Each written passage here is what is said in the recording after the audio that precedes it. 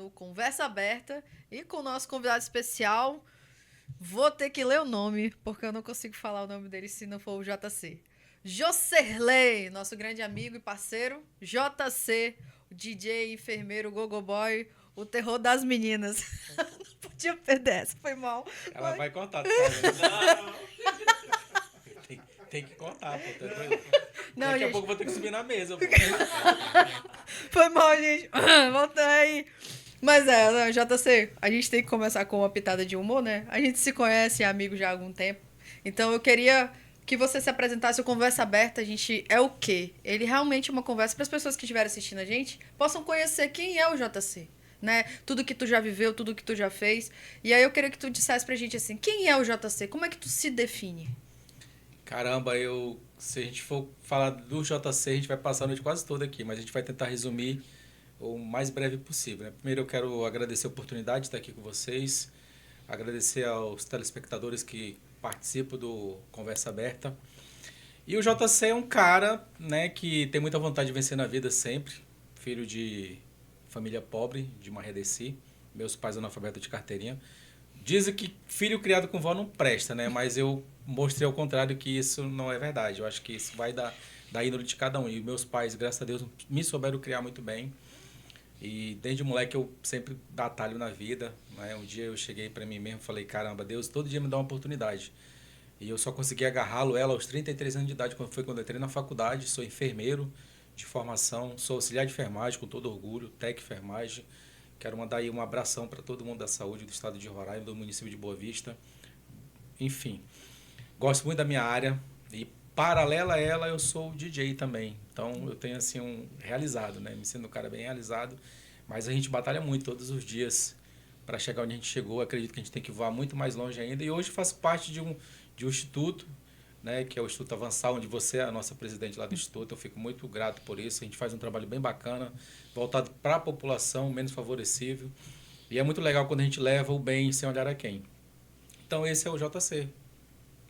Muito legal, JC. Uma boa definição de tudo que você faz e um pouco apenas, né? Mas e aí, JC? Você disse que foi menino criado com voz, isso eu posso garantir, gente, porque eu amo mimado. Não pode passar do horário de comer que ele fica zangado. Mas assim, JC, você é roraimense? Não, eu sou paraense. Ih. Inclusive, tua carteira tá no teu bolso aí. Tô brincando, eu sou paraense, mas na verdade, eu posso me considerar um roraimense, né? Porque eu vim para Roraima em 84. Lembro muito bem ainda, eu morei no interior. Como eu falei para você, a nossa vida foi muito bem sofrida, assim, mas uma sofridão de vontade de vencer, né? Conta pra E gente assim, mais ou menos, como é que foi essa infância? Porque tu fala que foi uma infância sofrida, mas sofrida no interior, dificuldade pra morei, estudar. Como é que foi morei no isso? interior, né? A gente andava 20 quilômetros a pé, eu sempre falo muito isso. Tu é aquela pessoa que botava o caderno dentro da sacola de arroz pra ir pra escola? Isso, para ir para escola, É voltava. porque a gente que é um menino mais novo, né? Escuta isso dos nossos pais, aí muita gente faz meme com isso. Só que realmente era uma realidade, né? Então, levava comida pro meu pai e avô na roça, que no tempo era roça que se chamava, né? E assim, a gente ralou muito. Hoje eu, graças a Deus, assim, eu tenho assim quase tudo que eu quero, né, comprar com trabalho, com estudo. Já dizia um grande amigo meu, né, Daniel Trindade. Eu via muito ele falar o seguinte, que a educação ela transforma, e é verdade. Hoje eu também tenho essa visão comigo. A educação ela transforma. E a gente tenta trabalhar muito isso com o nosso jovem de hoje. Então é muito bacana. E aí, vamos lá, tu disse pra mim que tu começou mesmo na carreira de enfermeiro com 33 anos. E quem era o JC até os 33 anos? O Na que o verdade, JC fez da vida nesse tempo? na verdade eu entrei na faculdade aos 33, né? Aham. Aí entrei aos 33 anos de idade na faculdade, estava um dia no meu trabalho, trabalhava no Centro de Referência da Mulher na maternidade, e eu falei, cara, eu vou fazer o vestibular. Fiz para agronomia. Igualzinho. Não tinha nada a ver uma coisa com a outra, né? Né? Fiz para agronomia e aí cheguei lá, eu fui no primeiro semestre, tinha muita cálculo de matemática, eu não sou muito bom em matemática. Eu falei, não, isso aqui não é para mim. Vou ter que fazer o que realmente é a minha área. E aí eu fiz o vestibular novamente para a saúde, que no caso era enfermagem. E aí lá eu me identifiquei que eu já trabalhava na área, inclusive, né, como auxiliar de enfermagem. Então me identifiquei. Antes desses 33 anos de idade, eu sou concursado em 2004, na verdade, do estado de Roraima, né? Então, antes de entrar na faculdade, eu tinha a profissão DJ, porque eu gosto muito de música, sempre gostei muito de música e tal, fui buscar o conhecimento. E aí, antigamente, em 2002, a gente viajava para São Paulo com um transplante de paciente pelo estado de Roraima, que era através do TFD, que é um tratamento fora do domicílio. E lá um dia eu estava na Paulista, em frente de uma universidade, e um colega do nada chegou e falou assim, cara, pô, acho que você é um cara que eu preciso ali. Tem um curso aqui que a gente oferta, que é o curso de DJ, você tem interesse em fazer? Eu falei, cara, eu sou de Roraima e tal, não sei o quê. Ah, mas o curso ele demora 3 meses. Eu falei, então vamos. Então eu me identifiquei com aquilo ali, foi bem legal. Ah, então aí tu foi DJ até... Aí eu comecei a tocar em festinha de 15 anos, festinha de formatura, e depois de um tempo eu comecei a tocar em festinha de escolas, né, escolas estaduais, eu andei muito na periferia, toquei muito evento da periferia. E aí quando chegou aos 33 anos de idade, Deus falou assim, não, tu quer ficar nessa vida aqui ou tu quer mudar um pouquinho mais de vida e melhorar um pouco mais a tua condição de vida? Falei, cara, eu quero melhorar minha condição de vida. Porque, inclusive, eu tô com um colega aqui, o DJ Helry, que ele sabe, a gente conversa muito sobre isso, que se a gente fosse viver em Roraima, voltado para músicas, eu tava passando fome hoje, eu acho. É difícil, né? Muito difícil. Realmente, muito a complicado. gente conversou com alguns artistas até para participar do podcast. Sim. E essa realmente é a realidade que todo mundo fala. Quando a gente falou sobre o podcast, a gente falou sobre isso, né? Essa ideia surge também com essa visão de o quê? Trazer para as pessoas essa visão de que existem artistas em Boa Vista que são muito bons e que a gente precisa valorizar esse público também. E aí, JC, tu me disse, tu foi DJ. Mas eu lembro que uma vez tu me contou uma história que tu também trabalhou no SAMU. Qual foi a época que tu trabalhou no SAMU? O SAMU Boa Vista ele foi implantado em 2018, se eu não me engano. Se não me falha. Aliás, 2018 não, minto, ele foi implantado em 2008. E a gente passou um ano fazendo capacitações, treinando, se qualificando. Teve uma seleção muito minuciosa dentro do SAMU Boa Vista, que para Roraima era novidade, né? Então todo mundo que era da área de saúde, até hoje eu conheço muitos colegas meus que o sonho dos caras é vestir um macacãozão azul do SAMU, um macacão azul petróleo. E a gente ficou 8 anos no SAMU Boa Vista, então a gente foi pioneiro do SAMU Boa Vista. Lá no SAMU Boa Vista eu trabalhei na central de regulação, trabalhei como radiooperador, trabalhei como telefonista, que a gente te dá o nome de TARM, trabalhei como técnico de enfermagem, trabalhei como condutor de veículo de emergência. Então, assim, tudo que eu queria fazer dentro do SAMU, eu fiz. Né? Mas primeiro eu tive que começar lá de baixo, começar dentro de uma central de regulação, atendendo o telefone, atendendo as ocorrências que chegavam para nós na central 92, e depois eu fui para o radiooperador, gostava muito daquela parte operacional, e a parte que me encantou muito, que os olhos brilhavam até hoje. Não é à toa que eu tenho uma pós-graduação em urgência e emergência. Eu tenho, na verdade, 5 pós-graduações, né? E uma delas é em urgência e emergência. Foi quando eu fui para a rua, que eu gostava de ver ali a realidade, o cara infartando, o cara com uma fratura. Então, assim, era muito... Para mim foi muito legal, foi um sonho realizado. Uhum. É porque tá tocando nosso telefone ali, ó. Isso, pronto. JC, e me diz assim, qual foi o momento que marcou você nessa... Porque tu disse pra mim, né? Eu lembro que uma vez tu me contou uma história e que eu fiquei até apreensivo se ouvindo de um caso seu que você acompanhou no SAMU, né? Enquanto você era motorista também, né? E apoiava ali. Qual foi a história que marcou a sua vida, assim, na questão no SAMU Boa Vista, trabalhando? Marcelene, eu, na verdade, como eu falei para você, né, no começo da nossa entrevista, que se eu for relatar tudo aqui, a gente passa a noite quase toda. Mas eu vou te contar 2 episódios bem rapidinho. Um deles foi uma vez que a gente foi acionado por uma ocorrência lá na Taide Teve, próximo ali da São Sebastião, próximo do posto chamado Provale. O que era lá nessa ocorrência? Era uma ocorrência de um acidente de motocicleta. O senhor vinha numa motocicleta com aquelas carrocinhas atrás, uma adolescente de 14 anos vinha na carroceria dessa motocicleta, ele bateu no outro carro, a adolescente voou do carro, né? Ela bateu a cabeça no meio-fio, teve uma parada cardiorrespiratória. A gente foi acionado para chegar lá para dar apoio ao bombeiro, como ele já estava no local. Então, quando nós chegamos lá, já estava tendo o processo de reanimação cardíaca dessa adolescente. E a gente entrou junto na cena, fizemos o procedimento, chamamos o suporte avançado, e a gente persistiu tanto nessa adolescente, infelizmente ela foi a óbito. E para nós o mais desesperador foi a gente ver o pai dela naquele desespero todo, porque ele se culpava o tempo todo, e ela, por ser uma adolescente, e o meu colega bombeiro sentar no meio-fio e começar a chorar. Então aquilo para mim foi assim muito difícil, sabe? Sentar com ele ali e a gente chorar, porque nem tudo na vida a gente consegue fazer com que o bem mais precioso, que é um ente nosso, voltar para casa. Então, essa foi uma situação que marcou muito para mim de uma forma negativa. E uma outra foi, a gente foi numa ocorrência lá no Cidade Satélite. Né? Eu estava na equipe Alfa, que era as motocicletas do SAMU Boa Vista, no tempo. Nós tínhamos acabado de chegar na nossa base, que era na Benjamin Constant, próximo ali da Carmen Stephanie, quando a central nos chamou. Aí eu olhei pro meu colega, que a gente andava sempre de dupla, né? E aí eu dei um sorriso e aí a central me chamou, dizendo, né? Equipe Alfa Central SAMU, qual o QTH de vocês? A gente tinha chegado na base de uma ocorrência que a gente tinha ido atender um clínico. E aí eu olhei pro colega, dei um sorriso e falei assim, positivo, Central, equipe Alfa em barra 12, KMF, que a gente tem que passar o numeral da motocicleta, devido ao controle de combustível, barra 12, KMF X. Aí o cara, positivo, equipe Alfa, preparar para a ocorrência em que eu dei. Criança de 2 meses de idade em parada cardiorrespiratória devido a uma broncoaspiração. Que é o engasgo, né? Se engasgou essa criança. Aí, positivo, Central, qual o QTH? Aí o cara informou pra gente o QTH, tudo bonitinho, o QTH é o endereço lá da ocorrência. E aí, na hora, o meu colega falou assim, JC, qual o caminho que a gente vai traçar? Que eu era o 01 da moto, né? E eu tava tão elétrico naquela situação que eu falei assim, cara, a gente vai pela NH6, Brigadeiro Eduardo Gomes, Avenida Venezuela, passa em frente à Universidade Federal de Roraima, e a gente sai lá no 290 e vamos sair lá na bifurcação depois da Carlos Pereira de Melo. Eu não me toquei que eu podia pegar a NH6, Brigadeiro Eduardo Gomes, e subir na Carlos Pereira na contramão. Eu fui por mais longe, na teoria. Quando nós chegamos em frente do posto do Caranã, quando você passa do posto, tem uma rua à tua direita. Você vindo de lá para cá, ela fica à tua esquerda, mas daqui para lá ela fica à tua direita. E aí, quando a gente chegou próximo do posto do Caranã, ia um carro na minha frente, a gente com luz intermitente, sinal luminoso da motocicleta. Quando o condutor percebeu que a gente estava numa ocorrência, e na teoria para ele talvez seria grave, ele reduziu e abriu para a direita. Só que lá na frente vinha um carro.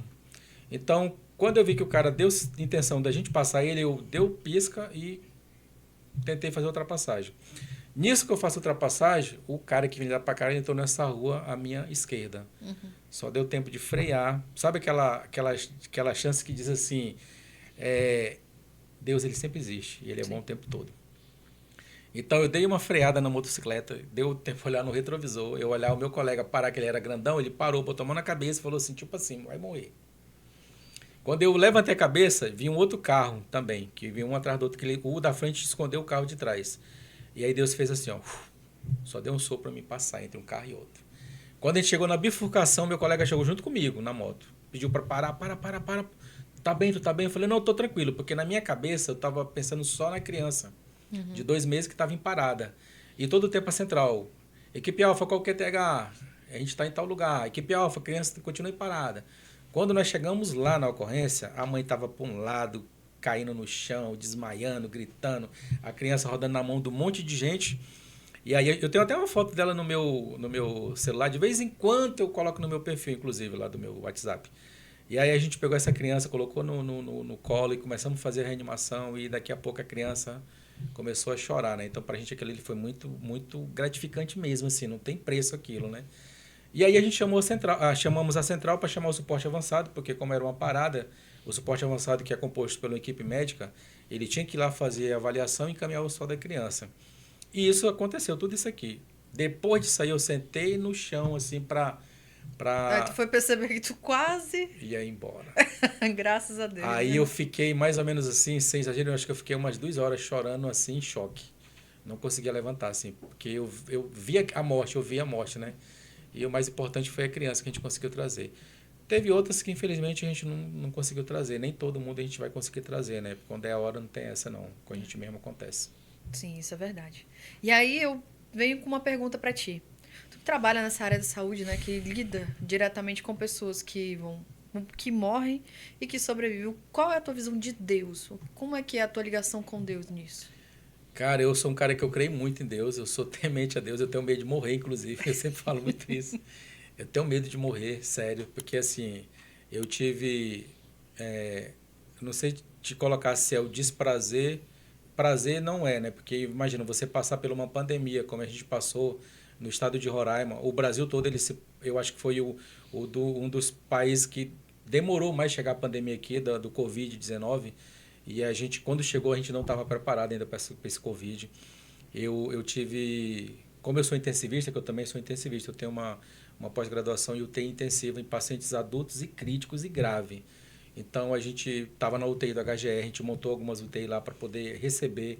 Teve um tempo lá que a gente conseguiu montar 6 UTI porque não tinha onde botar gente, né? E a enfermagem ela foi muito valorizada nesse tempo, porque nós tínhamos a competência de ir no pronto atendimento, como eu fui algumas vezes de madrugada, atender uma pessoa que chegava lá com dificuldade respiratória grave e a gente definia quem ia e quem não ia para a UTI, né? Uhum. Então, a gente trabalhou a primeira, a segunda e a terceira cepa da Covid-19. E aí lá eu tive uma história, né? Tive várias histórias, mas essa também foi uma que marcou, de uma adolescente, 22 anos, um pouquinho obesa. Ela foi chamada a gente lá no pronto atendimento cedo da noite. Só que nesse intervalo nós tivemos 3 intercorrências dentro da UTI, onde uma dessas intercorrências era o pai dela que estava lá com a gente e ele evoluiu para óbito, porque era muito difícil a Covid, né? Uhum. E aí depois de tudo isso, a gente foi lá, eu acho que era umas 11h30 da noite, porque já tinha um pedido para que ela viesse para a UTI, devido à idade dela, ela tinha uma chance muito grande de sobreviver. E quando eu cheguei lá, ela pegou na minha mão e falou assim: doutor, porque a gente quando está de branco, todo mundo é médico, né? Uhum. Ninguém sabe diferenciar o que é enfermeiro, o que é técnico, o que é médico. Então, Sim. doutor, eu queria dizer para o senhor que meu pai está lá na UTI e daqui a pouco a gente vai para casa, a gente vai ficar bem. Aí eu falei assim, pô, vai sim, com certeza e tal, não sei o quê. Qual o nome do teu pai? Quando ela disse, eu, caramba, fechou assim a cara, fiquei triste. Por quê? Porque foi um cara que a gente tinha acabado de tentar reanimar, ficamos mais de 1 hora reanimando o cara e não conseguimos trazer ele de volta. E ele foi a óbito, né? Uhum. Então eu tive que ligar para um colega na UTI e falar assim, olha, a gente vai levar a paciente agora, porque a gente vai entubar ela na UTI, inclusive ela já vai para o isolamento, porque ela era uma paciente grave realmente. E aí a gente vai ter que passar na frente do leito onde está o pai dela. E aí a gente vai ter que preparar tudo aquilo ali, botar um biombo para que ela não visse realmente, né? Uhum. E ela dizia que ia ficar muito bem e tal, não sei o quê, mas infelizmente também ela foi a óbito, né? Ela ficou com a gente internada no isolamento, ainda ficou quase um mês e foi a óbito. No Covid teve muita gente que chegou algum momento assim que vocês tiveram que escolher em quem entubar? Sempre. Como eu estou falando para você, aqui na primeira narrativa, a gente ia no pronto atendimento, porque assim, o paciente entrava por Covid no pronto atendimento, Uhum. ou vindo do Cosme Silva, ou vindo de algum município próximo de Boa Vista, de Manaus, né? Teve uma história que os avós foram em Manaus para um casamento e voltaram com Covid e o avô e a avó faleceram. Uhum. Então a gente tinha que ir no pronto atendimento, porque entrava lá no atendimento, paciente saturando abaixo de 40, de 30. A saturação normal de um paciente, que é a taxa de oxigênio no sangue, ela já tem que bater no mínimo 95%. Então, quando ela bate 90%, a gente já fica atento. Eu sempre falava que é como se fosse o Chapolin Colorado. Que quando ele detecta alguma coisa, a antenazinha dele lá fica lá, né? Uhum. Então, quando batia 90, que começava a cair, a gente ficava preocupado, porque o protocolo do Ministério da Saúde, inclusive, ele preconizava que tinha que entubar. Uhum. Então, o paciente batendo 40% de saturação, esse paciente, ele já, no mínimo, estava entubado. Então, tinha que planar ele, que era virar ele de decúbito dorsal para decúbito ventral, para ele não ficar tanto demasiado, porque fazia muita medicação Por exemplo, a gente fazia muito Clechan, que é uma medicação que a gente faz para tentar... como é que eu digo para você? Para a gente tentar evitar o edemasiamento da vítima. No linguajar popular, o inchaço dele, porque inchava muito devido ao medicamento que tomava, corticoide demais. Ah, sim. Ah, então tu virava a pessoa para esperar melhor? Chamava de planação, a gente planava o paciente. Uhum. Ali a gente perdeu muita gente, né? Na verdade, não só aqui, mas em muitos lugares. Eu lembro que na época teve muita discussão por conta dos respiradores, que teve uma dificuldade de chegar também, né? Pra vocês que estavam ali na linha de frente, tu pegou Covid quantas vezes? Olha, Marcelene, sinceramente, eu tive sintomas, mas os exames que eu fiz nunca deu positivo. Sério? Nunca Eu peguei deu 2 positivo. vezes, ó. A primeira vez eu assintomático, não senti nada, tava de boa. Mas a segunda vez eu passei baixo. Eu acho que eu peguei esse tal de assintomático bem aí, porque eu não... E, inclusive, eu não cheguei a me afastar nenhuma vez pela Covid-19, trabalhando na UTI. Aí eu não conseguia trabalhar muito, por incrível que pareça, com a máscara. Eu não sou super-herói, graças a Deus. Mas a A gente era muito abençoado. A gente é muito abençoado por Deus, né? E a gente que trabalhava diretamente com isso. Teve um tempo, inclusive na UTI 6, que foi a UTI que hoje onde é o pronto, onde é o GT, que a gente chama lá. Lá tem uma UTI que tem 2 salas de isolamento, muito boa aquela sala de isolamento. E aí um dia eu percebi na acolhida que teve aqui o hospital de campanha do Exército, que o que matava mais, na verdade, o nosso paciente de Covid era, como é que eu falo para você? Era a restrição das pessoas próximo deles. Mas é porque a gente não sabia lidar. Então lá no HGR, o que eu fiz um dia? Eu cheguei com o médico, conversei com o médico, falei para ele, falei, doutor, o paciente ele está aqui há 1 mês, 2 meses, 3 meses, sem ninguém. Ficava O triste, cara, né? o cara fica sabendo só do boletim médico, que é às 11 da manhã e às 16 horas. Então, o que, que a gente faz? Vamos fazer o seguinte, não fala muito que a gente tem que lavar a mão com álcool e tudo, não sei o quê. Vamos fazer uma asepsia do paciente e a gente orienta. No meu plantão, a gente faz isso. A gente pode orientar o paciente, o acompanhante, aliás, ao chegar no leito, ele não tocar no leito e ele olhar o paciente ali. E a gente poder depois instruir ele olhando para o monitor. Fica bem melhor. Então, eu aprendi também, inclusive no próprio GT do HGR, que o paciente em coma, se você falar perto dele, ele vai te ouvir, mesmo ele estando em coma. Sério, olha. Seríssimo. Então, é o que... Então, ele melhora até, né? Melhora. O bem-estar da pessoa. Teve um cara que ele... Eu acredito que ele deve estar vivo ainda. Ele, inclusive, a esposa dele estava lá, morreu de Covid. A esposa dele estava lá, pegou Covid, entubou com a gente.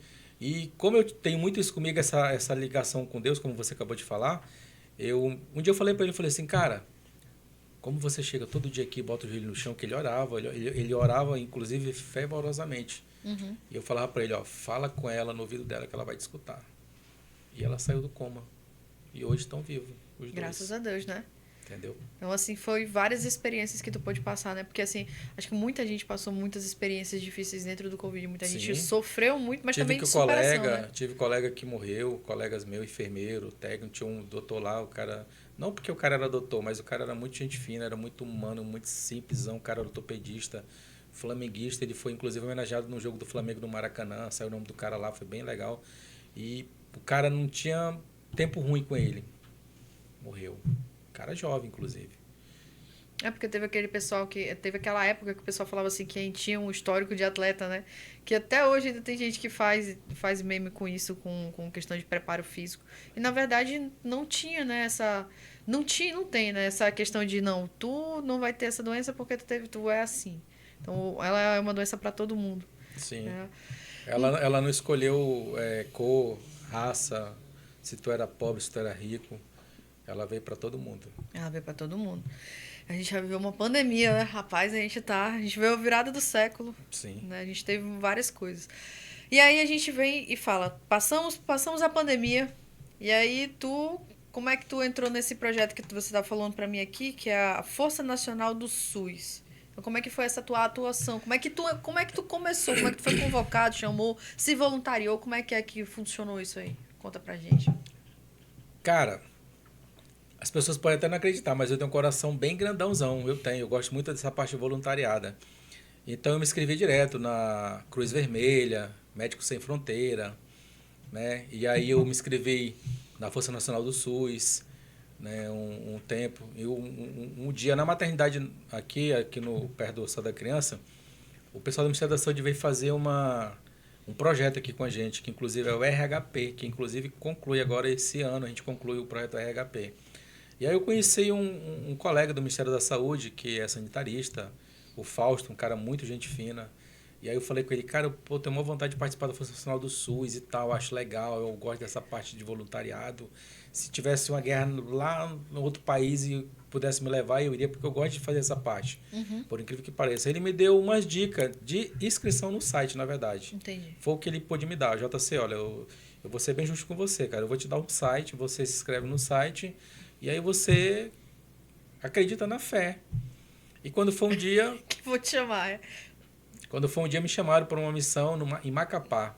2022 me chamaram para uma missão em Macapá. Fiquei super feliz. Eu não conseguia nem dormir. E lá a gente ia para uma pandemia de gripe. Teve uma gripe lá que também a gente perdeu muita criança. A Marinha estava lá, o Exército estava lá. Então a gente também chegou para compor a parte lá da parte de saúde. A gente coordenou alguns hospitais do Rio Grande do Sul, de Macapá. Eu falei Rio Grande do Sul porque eu também fui para lá na enchente agora que teve o ano passado, se eu não me engano. Não, acho que foi esse ano, 2024. Eu acho que foi esse ano. Foi esse ano.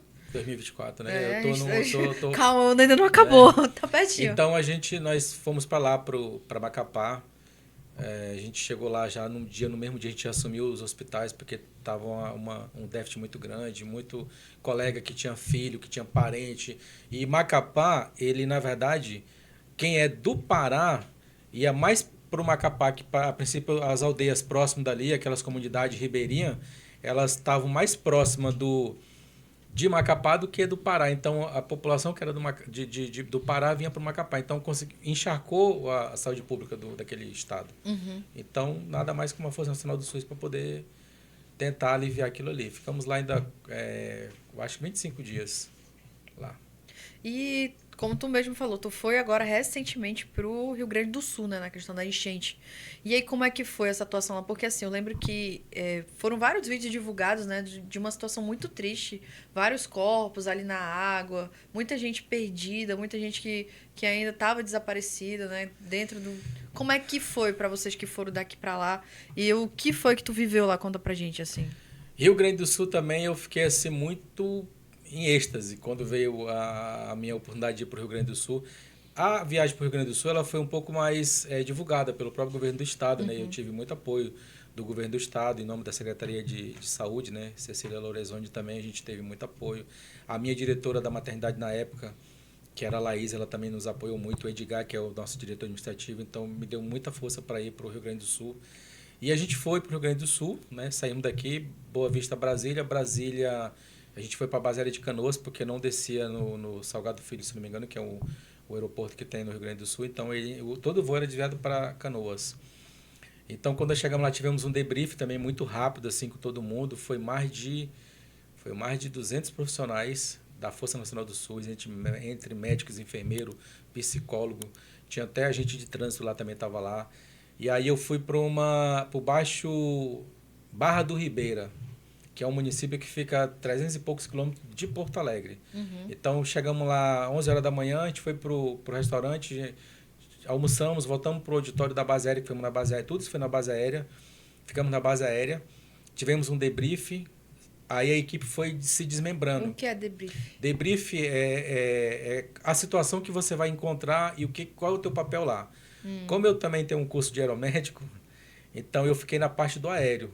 Mas nesse primeiro momento eu fui para Barra do Ribeira, que é uma comunidade onde a gente teria que percorrer em 10 dias, eu teria que percorrer 17 aldeias lá no Rio Grande do Sul.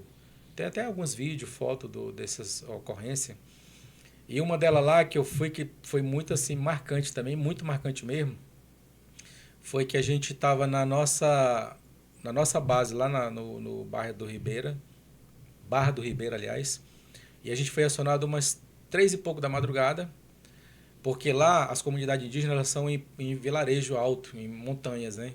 Então teve uma comunidade que a gente foi lá, que a comunidade estava mais ou menos no meio da serra, para você entender, e após a comunidade tinha muita árvore alta e aquilo tudo, então naquelas chuvas da madrugada, veio uma enxurrada de lá para cá e levou toda a comunidade indígena, engoliu tudo. Tinha mais ou menos, acho que era 18 famílias indígenas nessa comunidade, só parente, né? E aí tinha colegas que moravam lá, que eram da área de saúde, enfermeiro, técnico de enfermagem, então a gente começou uma busca ativa juntamente com o Corpo de Bombeiros e Defesa Civil. E quando foi assim, mais ou menos, acho que umas 4h30 da madrugada, a gente estava lá metendo a mão dentro de lame, tirando isso, tirando aquilo, tentando achar alguém soterrado ainda, ou então algum sobrevivente. E aí eu consegui pegar uma criança de mais ou menos uns 4 meses de vida, falecido. Então aquilo para mim foi muito ruim, sabe? A gente pegar ali 5, 6 famílias da mesma família, todo mundo em óbito. Então aquilo foi bem complicado. Bem pesado, né? Então, como pra ti, assim, estar entre a vida e a morte? Porque tu tá sempre nesse encalço, né? Às vezes tu vai estar ali no lado que tu tá salvando, tá ajudando, que já foi uma das histórias que tu contou, mas vai ter momentos que você vai se deparar com a morte de outras pessoas. E aí, como é que é estar nesse meio, nesse pêndulo, né? Como é que tu se sente?